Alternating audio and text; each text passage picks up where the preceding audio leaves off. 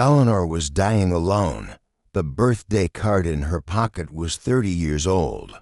Sarah Chen discovered both truths on the same Tuesday morning at Willowbrook Care Center, though she wouldn't understand their connection until much later. The fluorescent lights hummed overhead as she entered room 237, expecting another routine check on the elderly woman who had been slowly fading for weeks. Mrs. Eleanor Whitman lay motionless beneath the standard issue hospital blanket, her silver hair spread across the pillow like morning frost.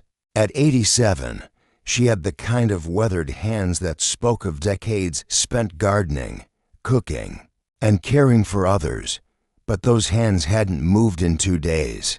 Sarah had been Eleanor's primary nurse for 8 months now. In all that time, not a single visitor had come to see her. No flowers adorned the windowsill. No family photos sat on the bedside table. Just Eleanor, slowly disappearing into herself, like a photograph left too long in sunlight. The doctors had delivered their verdict yesterday with clinical precision. Days, maybe a week. Sarah had seen it countless times before. But something about Eleanor's solitude cut deeper than usual. She adjusted the foredrip and checked the monitors, their steady beeping the only conversation in the room. As Sarah reached to straighten Eleanor's blanket, her fingers brushed against something crinkled in the woman's cardigan pocket. She hesitated. Personal belongings were sacred territory in a place like this, often the last tangible connections to lives once fully lived. But curiosity won over protocol. The envelope was yellowed with age, the corners soft from handling. The address was written in careful cursive: Mrs. Eleanor Whitman, 1247 Maple Street, Cedar Falls, Iowa. The return address made Sarah's breath catch: Michael Whitman, University of Chicago. Inside was a birthday card with a faded illustration of daisies. The pre-printed message read, "To a wonderful mother on her special day." But it was the handwritten note that made Sarah sink into the bedside chair. "Mom, I know we argued before I left, but I want you to know how sorry I am. I was wrong about everything. You were just trying to protect me. I miss your Sunday roasts, and the way you always knew when I needed to talk. I'm graduating next month with honors, just like you always said I would. I can't wait to come home and make things right. I love you more than words can say. Your son, Michael. P.S. Happy 57th birthday. You're the strongest person I know." The postmark read May 15, 1994, Eleanor's birthday. Sarah's hands trembled as she processed the implications. 30 years ago, Michael would have been around 22. Then a college student who'd had some terrible fight with his mother but wanted to reconcile. The card felt warm in her hands, as if it held decades of unspoken love and regret. She looked at Eleanor's peaceful face, wondering what had happened to Michael. Had he ever made it home? Had they reconciled? Or had something prevented him from following through on his promise? Sarah, Dr. Martinez appeared in the doorway, clipboard in hand. "How's she doing?" "The same." Sarah replied quietly, slipping the card back into Eleanor's pocket. "Doctor, her file doesn't list any next of kin. Are you sure there's no family?" "Doctor." Martinez shook his head. She listed herself as having no living relatives when she was admitted. Social services did a thorough search. It's tragic, really. She's been here for 3 years, and never once has anyone inquired about her. After the doctor left, Sarah couldn't shake the feeling that something was wrong. She'd worked in elder care long enough to recognize the signs of family estrangement. But this felt different. The card spoke of love, not abandonment. What if Michael was still out there, not knowing his mother was dying? During her lunch break, Sarah found herself in the facility's small office. staring at the computer screen. She wasn't supposed to be doing this. Patient privacy laws were strict, and she could lose her job. But Eleanor's time was running out, and something in that birthday card demanded action. She started with social media, searching for Michael Whitman in Chicago. The results were overwhelming. Too many Michaels, too many possibilities.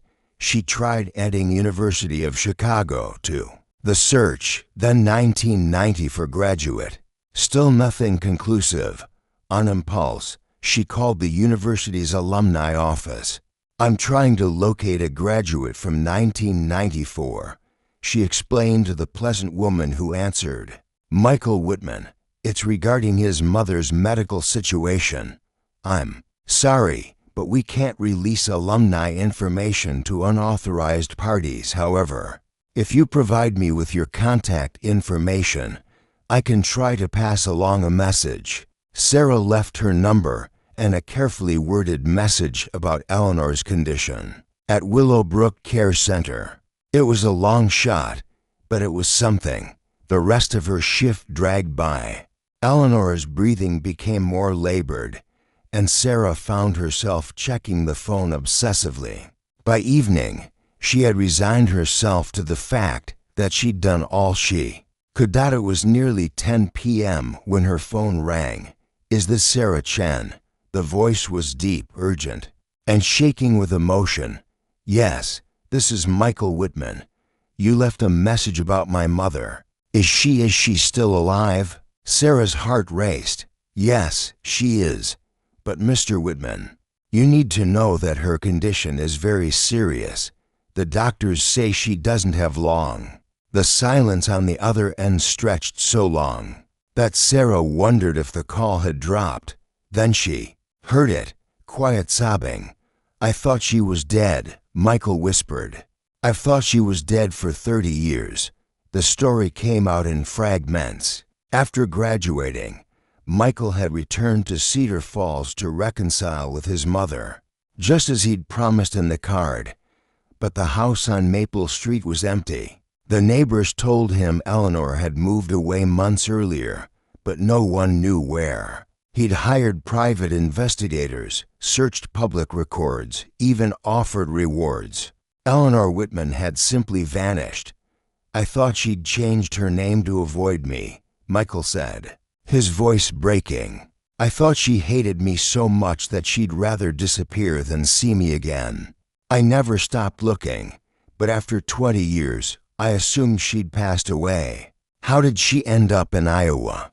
We're from Ohio." Sarah's mind raced. Cedar Falls, Iowa, not Cedar Falls, Ohio. The mix-up explained everything. Eleanor must have moved across state lines, and in the pre-internet era of the 1990s. Finding someone who'd relocated from Ohio to Iowa would have been nearly impossible. "She's been here for 3 years, Sarah explained. "She listed no next of kin. I think she believed you never wanted to see her again." "Never wanted to see her?" Michael's voice cracked. "She's my mother. I've regretted our fight every single day for 30 years. What did we even fight about? I can't even remember now. Something stupid about my girlfriend, my career choices. God, how could I have been so prideful?" "Mr. Whitman, where are you now?" "Chicago. But I can be there in 4 hours. Will she? Do I have time?" Sarah looked through the doorway at Eleanor's still form. Her breathing was shallow but steady. "Yes, I think so. But please hurry." After hanging up, Sarah made a decision that went against protocol. She pulled a chair next to Eleanor's bed and sat down. If Eleanor was going to wake up to find her son there, Sarah wanted to be present for that moment. She gently took Eleanor's hand and began to speak softly. "Eleanor, I found your card.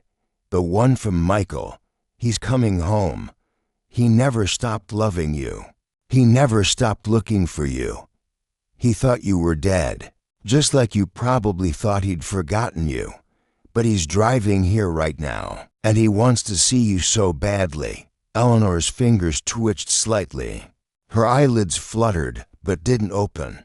He graduated, just like you always knew he would. He became a teacher, Eleanor. He teaches high school history in Chicago. He never married, never had children. I think he was waiting to make things right with you first. The hours crawled by. Sarah dozed fitfully in the chair, waking every few minutes to check on Eleanor. At 2:47 a.m., she heard footsteps running down the hallway. Michael Whitman burst into the room and stopped dead in his tracks. He was 52 now, with graying hair at his temples and lines around his eyes that spoke of decades of worry and regret. But when he saw his mother lying in that hospital bed, he became that 22-year-old boy again. "Oh, Mom," he whispered, falling to his knees beside the bed. "I'm so sorry. I'm so sorry." Eleanor's eyes fluttered open at the sound of his voice. For a moment, confusion clouded her features, then recognition dawned, and tears began streaming down her weathered cheeks. "Michael," her voice was barely a whisper. "My boy, I'm here, Mom. I'm finally here." Sarah quietly slipped from the room, giving them the privacy they'd waited 30 years to have. In the hallway, she wiped away her own tears and thanked whatever force had guided her to look in that pocket. Through the partially open door, she could hear their voices. "I thought you hated me," Eleanor was saying. "I thought you never wanted to see me again after what I said about Rebecca." "Rebecca," Michael laughed through his tears. "Mom, Rebecca and I broke up 6 months after graduation. I barely remember her name. You were right about everything. You always were. I kept your card." Eleanor whispered, "I read it every birthday, every year. I hoped you'd find me. I never stopped looking. I hired detectives. I searched everywhere. But you moved to Iowa, and I was looking in Ohio. We were looking for each other in all the wrong places." Sarah peered into the room and saw Michael gently stroking his mother's hair, the same way she probably had done for him when he was small.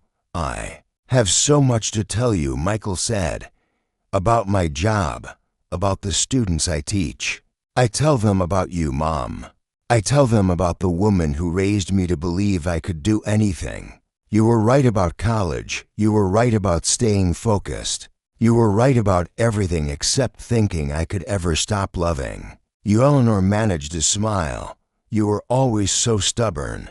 Even as a little boy, you had to learn everything the hard way." They talked until dawn. Michael told her about his students, about the scholarship he'd established in her name, about the garden he kept because she'd taught him that growing things was good for the soul. Eleanor shared stories about her years in Iowa, the friends she'd made, the volunteer work at the local library. As the sun rose over Willowbrook Care Center, Eleanor's breathing became more peaceful than it had been in weeks. She looked at her son with clear, bright eyes. "I need you to know something, Michael. I need you to know that even though we lost all those years, they weren't wasted. Every day I loved you. Every day I was proud of you. Every day I believed that somehow, someday, we'd find our way back to each other. We did, Mom. We found each other." Eleanor nodded weakly. "And now I can let go." "No, Mom. You just got me back. You can't leave now, oh, sweetheart." Eleanor squeezed his hand with surprising strength. "I'm not leaving you. I'm just not scared anymore. For 30 years, I was scared I'd die without seeing you again, without telling you how proud I am of the man you became. But you're here now, and I can see in your eyes that you know how much I love you." Michael held her hand as Eleanor Whitman passed away at 7:23 a.m., exactly 30 years and 2 months after she'd received her son's last birthday card. But this time, she wasn't alone. At the funeral 3 days later, Michael stood before a surprisingly large gathering. Eleanor had touched more lives in Cedar Falls than anyone had realized. Her neighbors came, the librarians from her volunteer work, even some of the delivery drivers who'd gotten to know her over the years. My mother and I lost 30 years together because of pride and miscommunication, Michael said, his voice steady but emotional. But in her final hours, she taught me that love doesn't diminish with time or distance. It just waits, patient and faithful, for the chance to be expressed again. After the service, Sarah approached Michael.